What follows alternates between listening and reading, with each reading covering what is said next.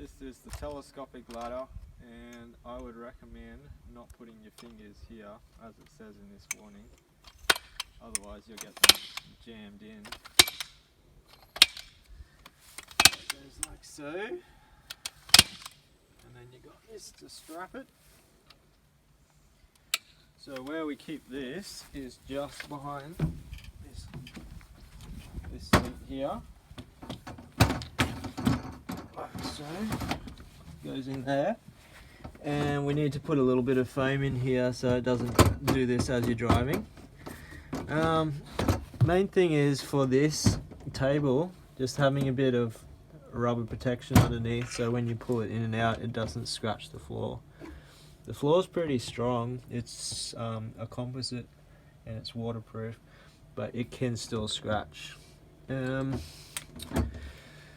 Another few things inside just to mention is on these two windows there's going to be security screens. So I've removed the little bits that prevent these windows from fully opening so that you can fully open them now, because I think it's awesome to have that flow, and they're going to have security screens so you don't need to worry about like mozzies or people getting in and stuff, and you can fully open them at night. But because this window on this side didn't have the lock in it, like this has got the lock, this one you see it doesn't have a lock, so you need to put a stick in here, which I'm making, that will prevent this window from opening when you drive. That's basically it. That side has two locks on the windows. And just to re-emphasize on these drawers here, I know it's in another video, but the main thing is like it is closed, but just it can sit out a little bit, so you just see how it sits out. You just want to make sure it's fully in before you see how that went fully in before you open these. Otherwise that lid will smack on or catch on this thing and scratch it and damage it. I guess it's just like a bit of a design flaw, that maybe the gap there could be bigger or something like that, but I mean we didn't get time to modify all these things, so that's kind of what we're working with. Anything else? Yes, so cooking.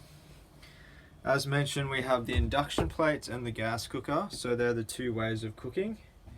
And the main thing is, like, because there's no vent directly above the cooking, it would be a good idea to have this window open, basically as many windows open as you can when you're cooking, if you can, plus the door, so you've got flow coming through, and the fan on.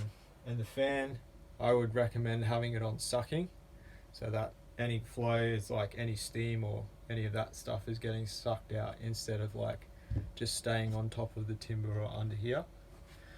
And I actually forgot to mention earlier that there's an LED light here, and that's more so for this cooking area.